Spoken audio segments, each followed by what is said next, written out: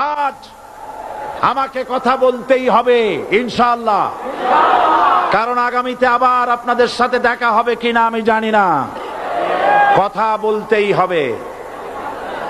বসেন, কেউ দাঁড়িয়ে থাকবেন না।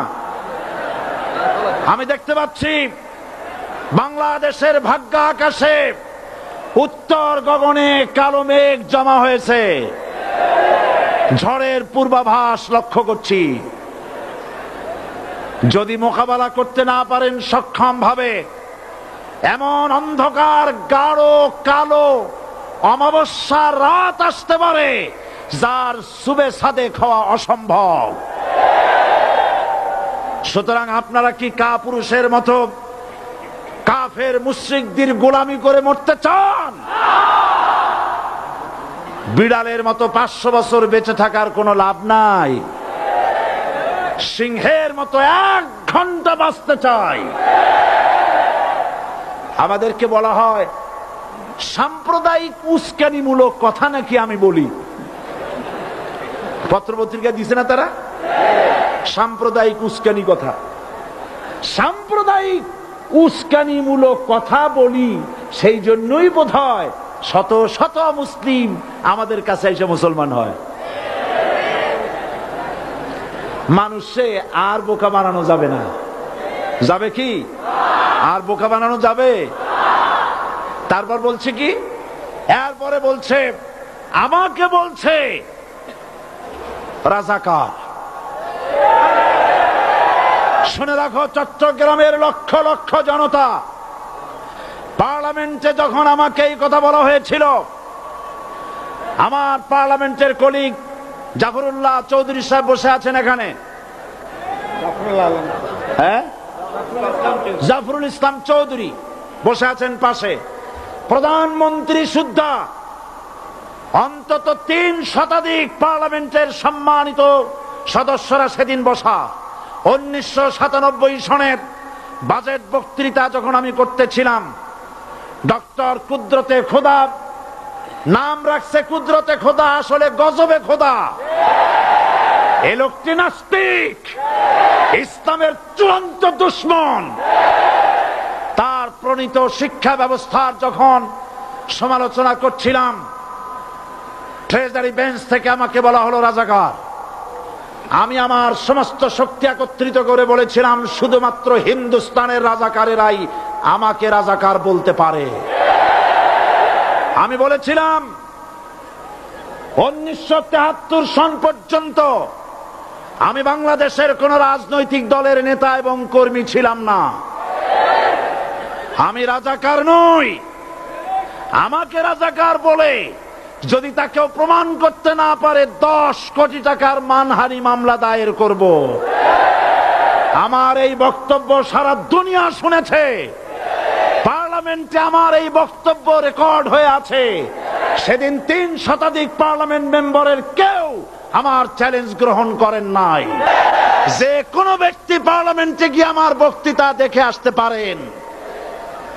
এরপরে 1997 সনের 7 অক্টোবর দৈনিক জনকণ্ঠ পত্রিকা যখন আমার বিরুদ্ধে লিখলো, সেই পত্রিকায় সাইদির ওপেন চ্যালেঞ্জ 8ম পাতা, 1997 7 অক্টোবর, এত বড় 2 কলামে হেডিং। সেখানে আমি বলেছি বাংলাদেশের সকল সাংবাদিক, গোয়েন্দা বিভাগ, বাংলাদেশের সকল বুদ্ধিজীবীকে আমি আমার পিরোজপুরে আমন্ত্রণ করছি। আমার উপস্থিতিতে যদি কেউ প্রমাণ করতে পারে বাংলাদেশের স্বাধীনতা যুদ্ধের বিরুদ্ধে আমার কোনো ভূমিকা ছিল, সজ্ঞানে স্বেচ্ছায় জাতীয় সংসদের সদস্য পদ থেকে পদত্যাগ করব। 3 বছর পার হয়ে গেছে, আজ পর্যন্ত কেউ এই চ্যালেঞ্জের মোকাবেলা করে নাই। সুতরাং আমাকে যারা রাজাকার বলবে তারা পিতৃ পরিচয়হীন অবৈধ সন্তান। 1971 সনের, শোনো মুসলমানেরা, 1971 সনের কোন কাদা সাইদির গায়ে লাগে নাই। আমাকে রাজাকার বলে জনগণ থেকে বিচ্ছিন্ন করবা। জনগণ থেকে আমারে বিচ্ছিন্ন করা যাবে না, কারণ এই জনগণ আমার জন্য আসে না, এই জনগণ আসে আল্লাহর কোরআনের জন্য।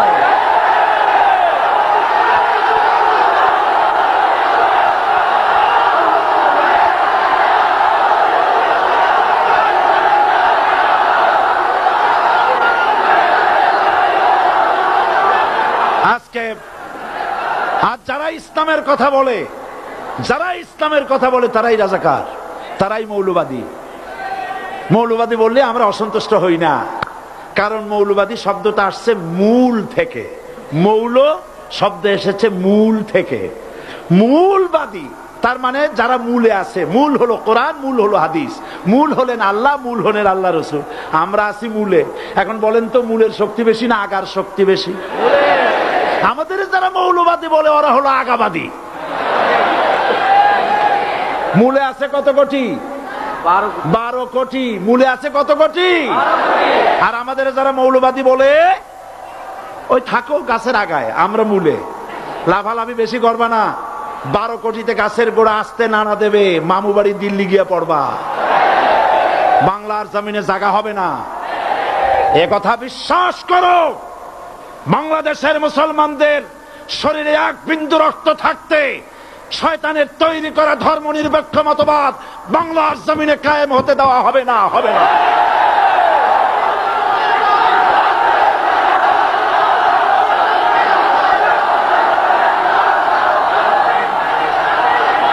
রাসূল করিম সাল্লাল্লাহু আলাইহি ওয়াসাল্লাম কোরআন প্রতিষ্ঠার জন্য আন্দোলন করেছিলেন।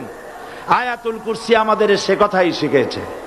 আল্লাহ রাব্বুল আলামিন বলেন, আল্লাহু লা ইলাহা ইল্লা হুয়াল হাইয়ুল কাইয়্যুম। প্রাণ খুলে পড়েন, আল্লাহু লা ইলাহা ইল্লা হুয়াল হাইয়ুল কাইয়্যুম। আল্লাহ হচ্ছেন তিনি, যিনি ছাড়া কোনো ইলাহা নাই, আইনদাতা নাই, বিধানদাতা নাই।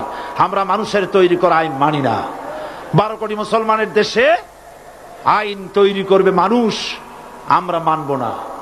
পার্লামেন্টে তৈরি হতে হবে কোরআন দিয়ে, পার্লামেন্টে আইন তৈরি হতে হবে কোরআন দিয়ে। সুতরাং ভয় যতই পান আর যতই ষড়যন্ত্র করেন, 4 দল যখন একত্রিত হয়েছে, ঐক্যবদ্ধ থাকবে, সরকার ঐক্যবদ্ধভাবে গঠন হবে, নির্বাচন ঐক্যবদ্ধভাবে হবে এবং কোরআন হবে, আল কোরআনের পার্লামেন্ট হবে বাংলাদেশে।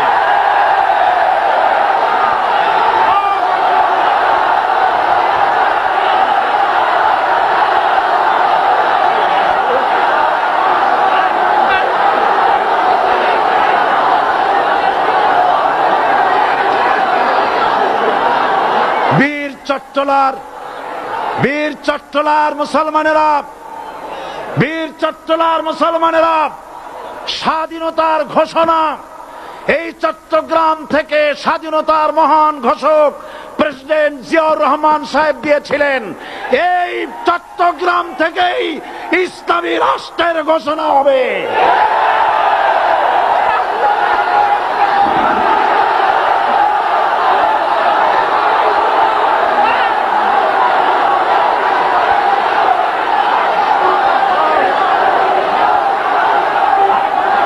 আশাবাদী আপনারা অবশ্যই তা পারবেন। আমি 100% বিশ্বাস করি ইনশাআল্লাহ। কারণ যে ষড়যন্ত্রের মোকাবেলা করে স্থানীয় রাজনৈতিক দলের নেতৃবৃন্দ কোরআনের মাহফিল সিনায় এনেছেন, আমি প্রথম দিনই বলেছি চট্টগ্রাম তাফসিরুল কোরআন মাহফিল কোন রাজনৈতিক দলের প্রতিনিধিত্ব করে না। এটা কোন জামাত শিবিরের একক সম্পদ নয়, এটা চট্টগ্রামের মুসলমানদের কলিজার টুকরা তাফসিরের মাহফিল। সুতরাং এই মাহফিল